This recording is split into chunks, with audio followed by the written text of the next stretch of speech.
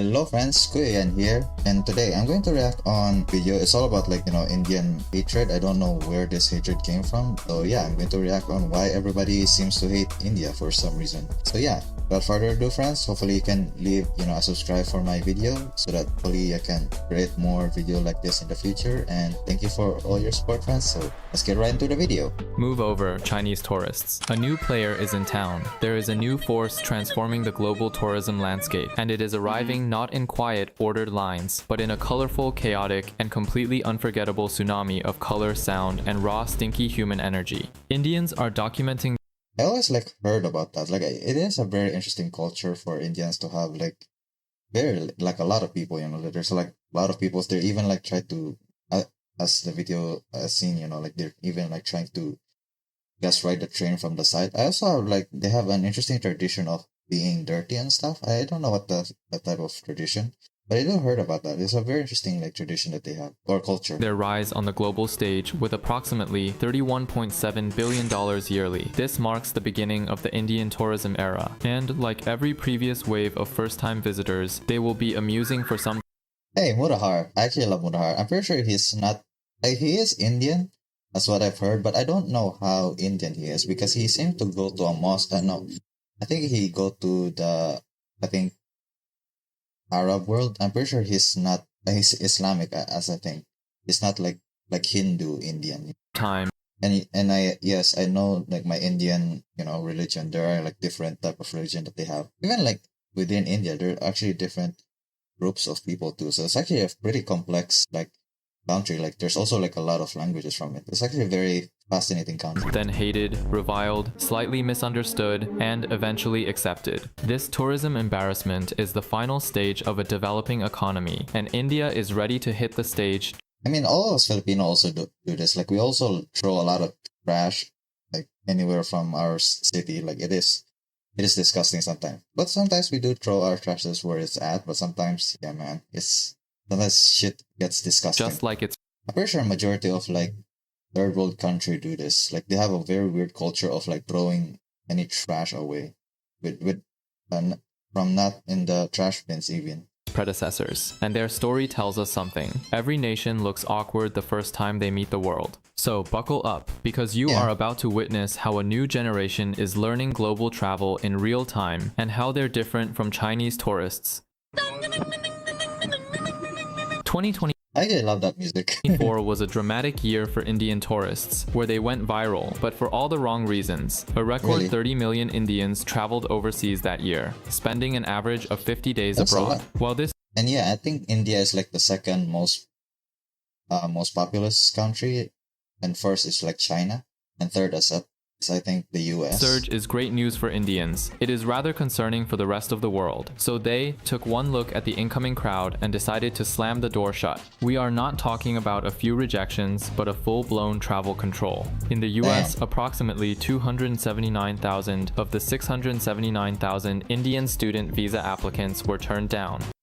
Kind of sad, because here in the Philippines, friends, there's actually a very interesting. We have I seen school full of Indian people, and they're actually Indian shops too, from beside it. I think we go from my sister school, which is the city of Davao. There's actually a lot of Indian people there.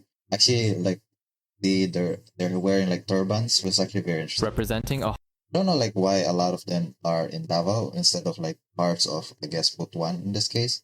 But I guess Davao is a more richer cities, so it does make sense. Which is very harsh 41% rejection rate, and you should Oh my god, that's so ugly.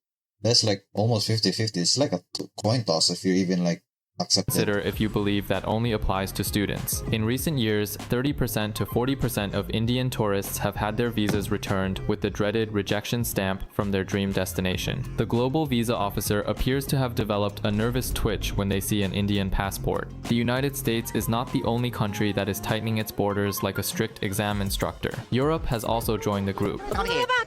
1 in 6 Indian applications for Schengen visas was denied in 2024, and the numbers just rose in 2025. Japan has reduced Indian tourist visa acceptance by 40%. Why is this? This is actually pretty high. Why is Even this? Dubai, the unofficial Indian extension campus, has demonstrated rigorous screening procedures. So what's going on? Well, the passport power of India is getting out of hand. We are actually witnessing the shift in India's global presence. In the year 2000, a mere 5 million Indian citizens held a passport. That's less than 1% of the entire population. Today, however, that number has exploded to 80 million and is still rising. If you think about this for a moment, it is a whole nation of passport holders formed in a single generation, outnumbering Germany and the United Kingdom combined. This growth feels more like a passport Big Bang. In a few instances, they overstayed their visa. Some took things from their hotel rooms, thinking everything is a free amenity, but it all comes from the pure inexperience of the few. For generations, traveling meant something completely different for the people in the region. It was a necessity. It was for survival, for family obligation, not for sipping tea. I don't like this image. It's AI generated.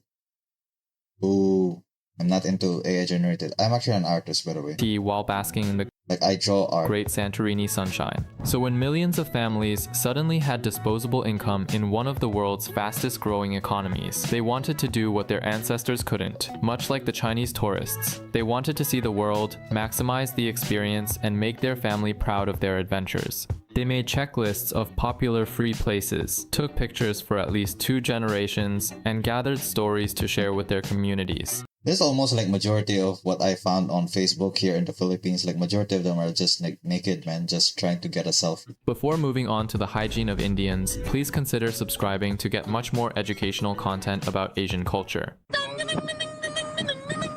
I can't get enough with that music, man. That's actually so funny. Okay, this next part will be sensitive. By now, we have all seen the disturbing videos all over the internet about how unhygienic India can be.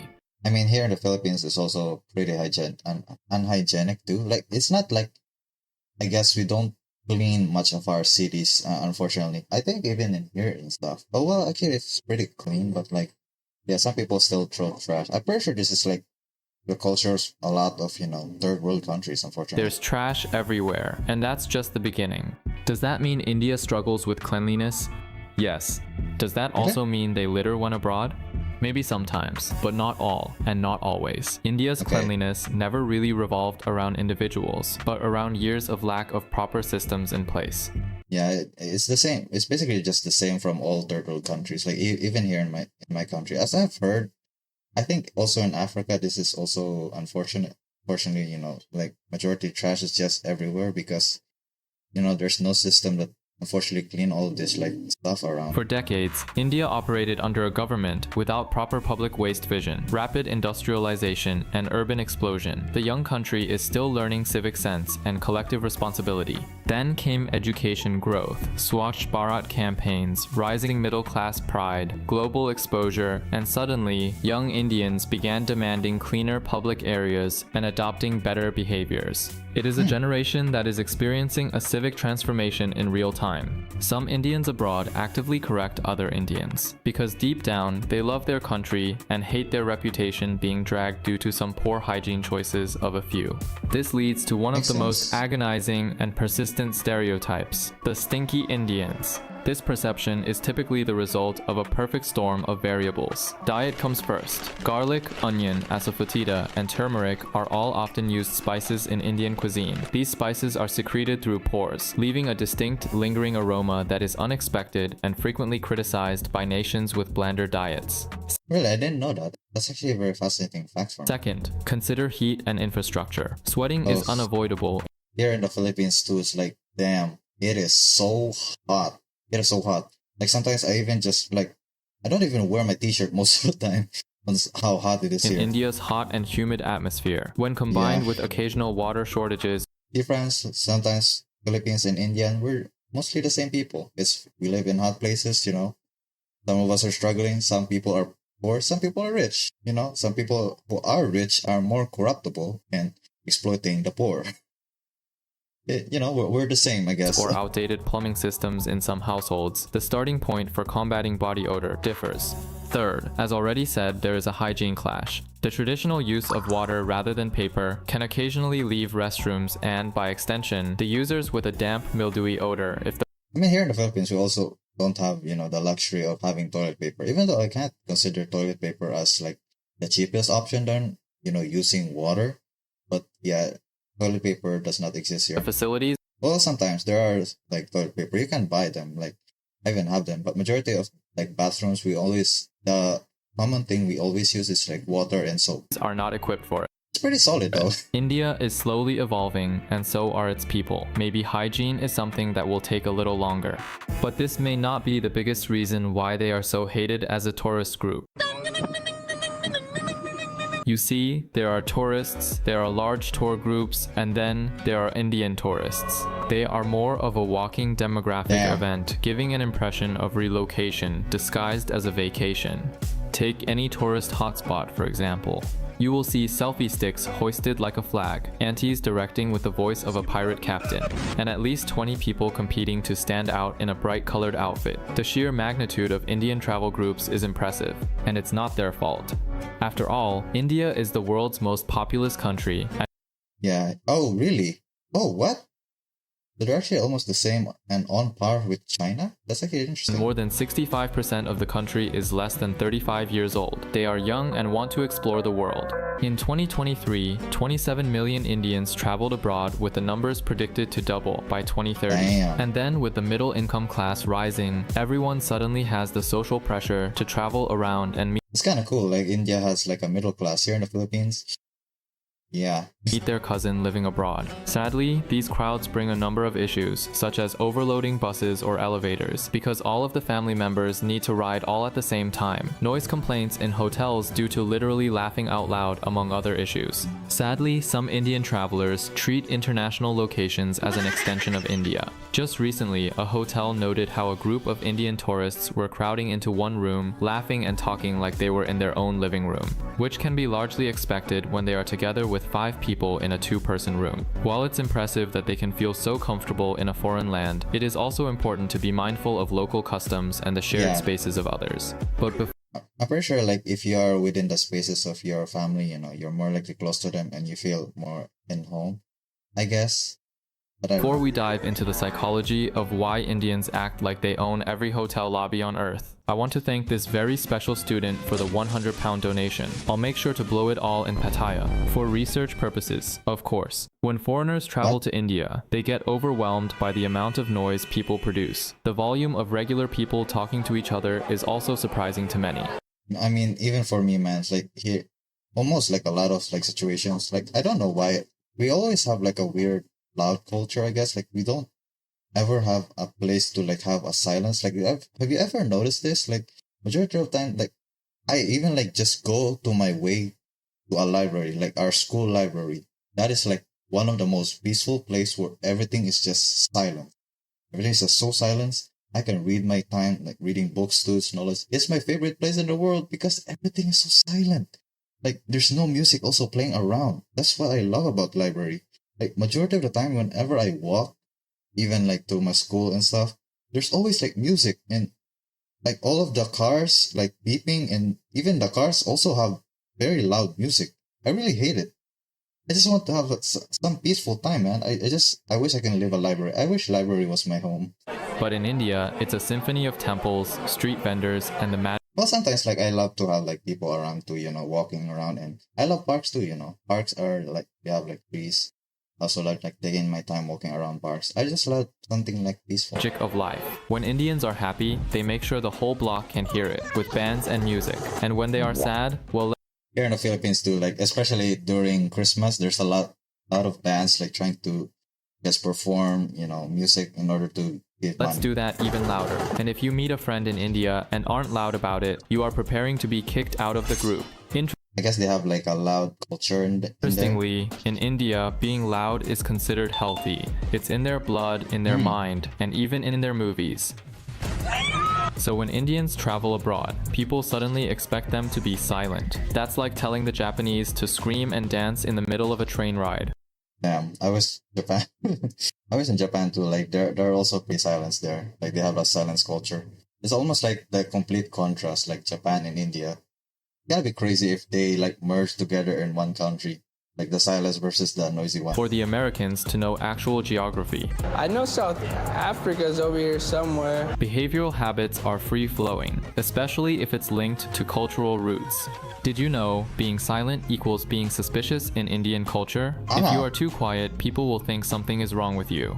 Really, that's very fascinating as a culture to like, if you're very silent, you're suspicious. Here in the Philippines, if you're silent, you're probably like, there's also something wrong about you. Like, if you're trying to look away and like, just do this and just like look away. In our culture, we usually just like do something, like too busy, like stop thinking about stuff. It's actually a very sad way of thinking because majority of the times it's actually healthy to just like take your time, thinking a lot of stuff. And I think the best course, if there's a person like trying to like, just stare in the horizon, maybe they're thinking about heavy stuff and maybe there's sad stuff. I wish there was just someone to ask like, hey, like, are you okay? What's wrong? What's on your mind? It's best to like approach that person, because we don't know what that person is thinking. It's better to just like communicate that stuff. It's kind of sad. Like majority of our cultures today in this world is just whenever you're silent, like especially in Japan, if you're silent, we just leave you be. And if you're here in the Philippines, if you're silent, we basically like do something or you're lazy. Or in India, if you're not talking, you're probably doing something suspicious. You're probably thinking something bad. It's kind of sad. We always like assume the person is doing something even though they're silent. But the best case scenario is just ask this person. Are you an introvert? You don't exist in India. Yikes. Oh man, I am an introvert. I am so much an introvert. You can basically tell. I love the library. Then comes the bargain. The instinct to negotiate is so hardwired in Indian brains that they even try to get discounts on fixed prices. In Indian math, from vegetables to real estate, everything is negotiable. The French shopkeeper, trusting in the sacredness of the posted price, will be welcomed by a smiling Indian uncle who sees the €20 Eiffel Tower keychain as less than a product with a price. For the uncle, it is a place to show off his art of negotiation, like the first bid in a lovely social transaction. But the negotiation doesn't end there. Once you've mastered bending prices, why not bend the rules too? Enter Jagad. This is the art of creative improvisation, which involves bending hard structures to meet human needs. Rules are frequently interpreted as guidelines, a framework to be explored. Kind of like hate the AI images that have been used in this video. Rather than mindlessly It is funny though. Followed. So they'll try to bring enormous carry-ons on board planes, hoping to sweet-talk the ground crew. A do not enter rope will be viewed as a slight annoyance to be ducked beneath in order to get a better photo. They hold a sincere belief, and naively so, that all systems are intrinsically adaptable through personal connection. Another hard behavioral habit is the need to find vegetarian dishes. Indian tourists would enter a steak restaurant in Turkey and constantly ask about the vegetarian options. This annoys a lot of restaurants, and the Indians become unpleasant customers. What? It's like, I think majority of the culture around the world are, they have like vegetarian food. So it is very interesting. Because in India, I don't think like restaurants like annoyed by that. But I guess like fancy restaurants are not like made for vegetarian type of food. So, yeah. Vegetarianism blends civilizational pride, religious duty, family tradition, that is so tasty, man. Like, I always love milk too. I love drinking milk, and I love fruits. digestive wisdom, and every now and then, a touch of moral superiority, neatly packed in stainless steel tiffin boxes. But there is another reason behind it: famine. Years and years of natural and man-made famine forced people to look for alternatives. And that is so rough, man. That is so disgusting. Especially like a lot of people too. Like if in crowded places, famine is usually pretty common in those type of places. Like I've even heard like the history of China too. Like I think it's like the Mao, I guess the Great Leap Forward. It was actually the Great Leap towards a cliff. Literally, like majority of the people, I think billions of people die from hunger from that. It was actually crazy because they tried to like disrupt the ecosystem of like, birds that used to feast bugs because they tried to, I guess, make the birds extinct. There's no predators to eat the bugs, and the bugs just wreak havoc from all of the crops in China. So that created like a whole entire famine. It's actually crazy. Wasting food was a sin, and finding food other than green leaves was rare. Here in the Philippines too is like, that is also to consider too. Like we don't want to waste food. Wasting food is probably a bad thing. The cultural muscle memory shaped by history, economy, and survival shaped Indians into who they are now. Which brings us to the next point often highlighted about Indian tourists. Personal space in India is almost a non-existent concept, with a population of over 1.4 billion, and urban centers like Mumbai and Delhi even exceed. Oof, I can't imagine this, man. Oh my god, this is so tight. Oh my, that's what she said. Man, this is so sweaty and very hot. That's what she said. 30,000 people per square I hate it. kilometer. Physical distance is This is why I don't like living in cities, man. It's so hot. only possible in theory. I'm sure you are familiar with this photo. Most places in India, including trains, markets, temples, wedding halls, and elevators, operate at maximum human density, with survival determined by location rather than civility. This Damn. influences their everyday choices and behaviors. Indians learn to flow through crowds like water, adapting, squeezing, shoving, and slipping between bodies with no offense or remorse. Anyone else will see it as rudeness, but for them it is a set of crowd navigation skills developed out of need. When public life teaches people to seize opportunities We don't call it rudeness, we call it navigational skills. fast, a seat on a train, a counter ticket, a spot in a line. Hesitating feels like inefficiency, not civility. So, when Indian travelers arrive in Zurich, Toronto, or Kyoto, their instincts do not immediately turn off. They stand closer to the front of the line than locals would want. They move forward at airport counters. They tap someone on the shoulder instead of calling for polite distance. Westerners find this behavior annoying, since their settings are designed around personal space. In the United States and Europe, the personal bubble spans from You basically get, space. 18 inches to 4 feet, depending on the situation. Really, I didn't know there's like a standard for that, like a standard distance. Touching strangers, leaning in, or pushing ahead without verbal acknowledgement disturbs social expectations, as well as physical comfort. Here in the Philippines too, like I think it's not allowed to like touch other people too. There is also a variation in cue interpretation. In India, keeping one standing is the individual's responsibility. If someone cuts in front of you and you do not react, you will lose your spot. That's a very interesting mindset and The culture. opposite is true when traveling abroad. Lines are based on mutual trust. If someone breaks it, the whole structure feels violated. This distinction explains why an Indian calmly sliding into a gap, a natural reflex at home, can cause dissatisfaction in countries where even kindergarten students practice lining up in straight formation before break.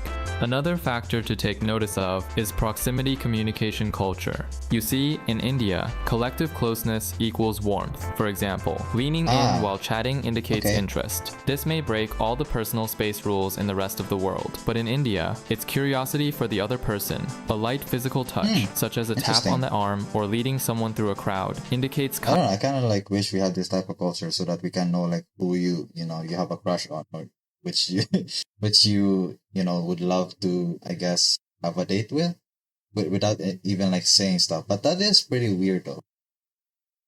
kindness rather than invasion. But imagine touching a stranger in the UK, or move to Japan or Scandinavia, where physical contact is discouraged by cultural norms and it is interpreted as aggressive or boundaryless.